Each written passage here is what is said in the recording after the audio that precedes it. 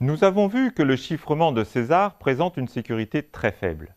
La principale raison étant que l'espace des clés est trop petit. Il n'y a que 26 clés de chiffrement possibles.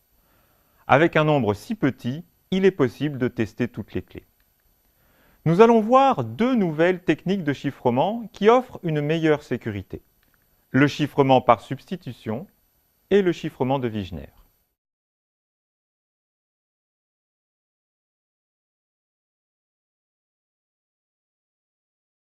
Commençons par le chiffrement par substitution. Au lieu de décaler les lettres de l'alphabet, comme dans le chiffrement de César, on associe maintenant à chaque lettre une autre lettre sans ordre fixe ou règle générale. De cette façon, par exemple.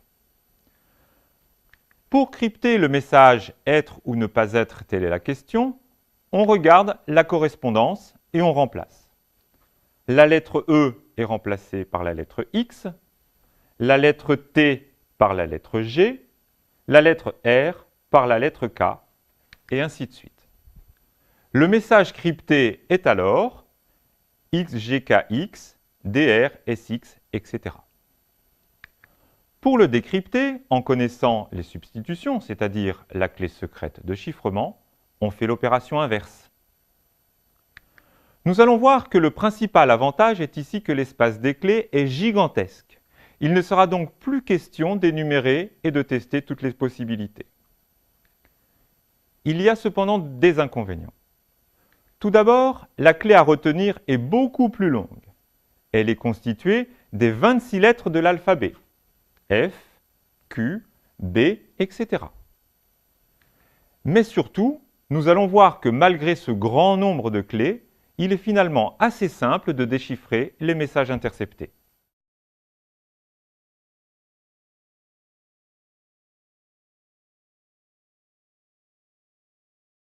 Mathématiquement, choisir une clé de chiffrement revient à choisir une bijection de l'ensemble A, B jusqu'à Z sur lui-même. Il y a 26 factoriels choix possibles. En effet, pour la lettre A de l'ensemble de départ, il y a 26 choix possibles dans l'ensemble d'arrivée. Nous avions choisi F. Pour B, il reste 25 choix possibles, c'est-à-dire toutes les lettres sauf F qui est déjà choisi. Pour C, il reste 24 choix, etc. Enfin, pour Z, il ne reste plus qu'une seule possibilité, la seule lettre qui n'a pas encore été choisie.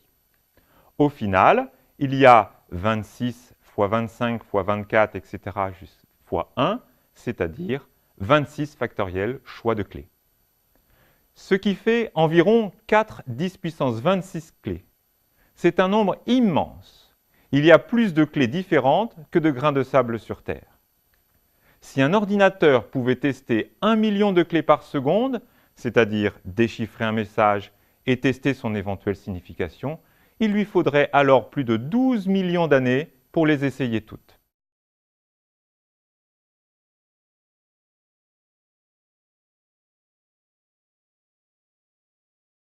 La principale faiblesse du chiffrement par substitution est qu'une même lettre est toujours chiffrée de la même façon. Dans l'exemple précédent, la lettre E est toujours transformée en la lettre X. Or, dans les textes longs, les lettres n'apparaissent pas toutes avec la même fréquence. Mais ces fréquences sont à peu de choses près les mêmes quels que soient les textes choisis. En français, les lettres les plus rencontrées sont dans l'ordre E, S, A, I, etc. Voici quelques fréquences. La lettre E est de loin la plus représentée. Mais ici, les lettres N et T possèdent des fréquences très proches.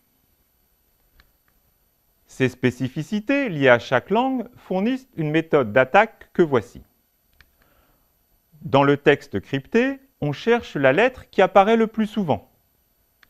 Si le texte est assez long, cela devrait être le E, ou plus exactement, l'image de la lettre E par la fonction de chiffrement.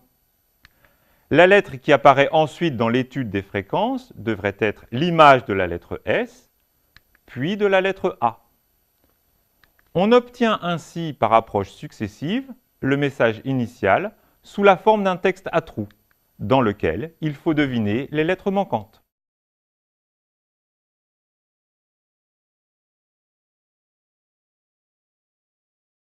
Par exemple, tentons de déchiffrer la phrase suivante, LHLZ, HFQ, etc. Dans un premier temps, on compte les apparitions des lettres. La lettre H apparaît 6 fois, la lettre F apparaît 4 fois, les lettres P et Z apparaissent 3 fois. Ce qui nous permet de faire dans un premier temps l'hypothèse que la lettre H crypte la lettre E et la lettre F crypte la lettre S, ce qui nous donne le texte à trous suivant.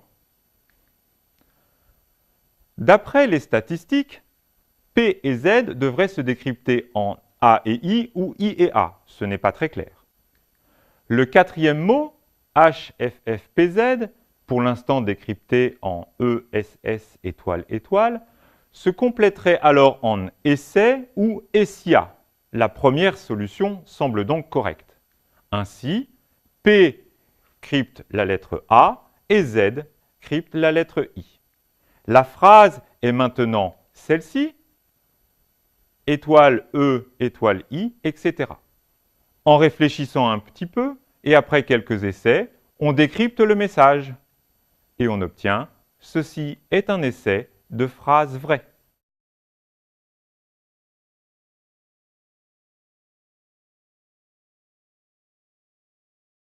L'espace des clés du chiffrement par substitution est immense. Mais le fait qu'une lettre soit toujours chiffrée de la même façon représente, comme on vient de le voir, une trop grande faiblesse. Le chiffrement de Wigner remédie à ce problème. Voyons comment. Nous allons nous concentrer non plus sur des lettres, mais sur des blocs de lettres.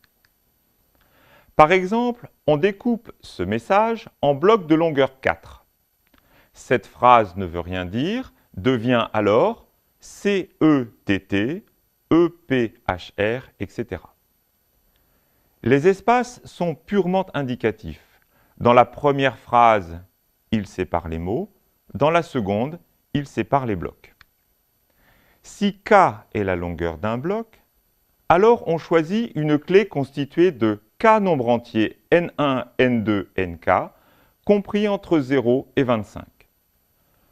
Le chiffrement consiste maintenant à effectuer un chiffrement de type César, c'est-à-dire un décalage, mais qui dépend de la position de chaque lettre dans les blocs.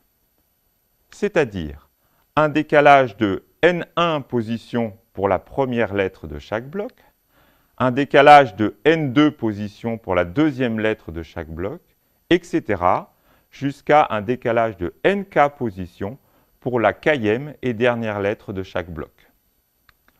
Pour notre exemple, on choisit comme clé 3, 1, 5, 2.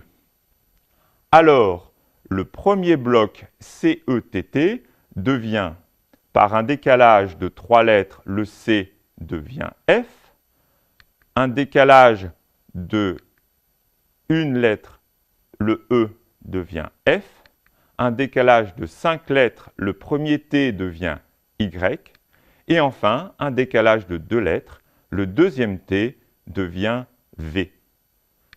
Ainsi, CETT devient FFYV. Vous remarquerez que les deux lettres T ne sont pas cryptées par la même lettre et que les deux F ne cryptent pas la même lettre. Pour crypter le message entier, il suffit ensuite de répéter l'opération pour tous les blocs.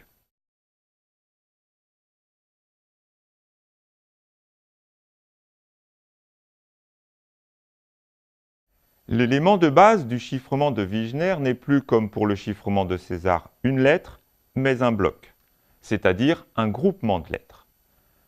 La fonction de chiffrement associe maintenant à un bloc de longueur k un autre bloc de longueur k, ce qui donne, en mathématisant les choses, une fonction C indice N1, N2, Nk qui va du produit Z sur 26Z croix Z sur 26Z k fois dans lui-même. Rappelons que N1, N2, Nk est la clé de chiffrement. Cette fonction associe au KUplé x1, x2, xk le KUplé x1 plus n1, x2 plus n2, etc., xk plus nk, dans lequel les calculs sont effectués modulo 26. Chacune des composantes de cette fonction est donc un chiffrement de César, mais le décalage dépend du rang dans le bloc. Enfin, la fonction de déchiffrement est simplement la fonction C indice moins N1 moins N2 moins Nk.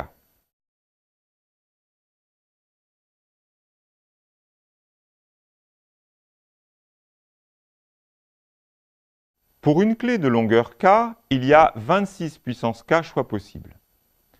Par exemple, pour des blocs de longueur K égale 4, cela en donne déjà 456 976. Et même si un ordinateur teste toutes les combinaisons possibles sans problème, il n'est pas question pour un humain de parcourir cette liste pour trouver le message initial, c'est-à-dire celui qui est compréhensible. Il persiste tout de même une faiblesse du même ordre que celle rencontrée dans le chiffrement par substitution. La lettre A n'est pas toujours cryptée par la même lettre, mais si deux lettres A sont situées à la même position dans deux blocs différents, alors elles sont cryptées par la même lettre. Par exemple, dans le mot alphabet, découpé en deux blocs ALPH, ABET, les deux A des deux blocs ont la même position. Les deux A seront cryptés par la même lettre D. Une attaque possible est donc la suivante.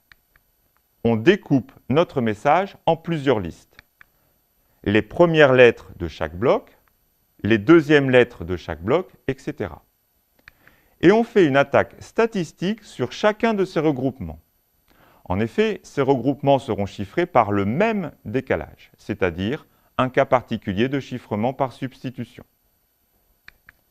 Mais ce type d'attaque n'est bien sûr possible que si la taille des blocs est petite devant la longueur du texte.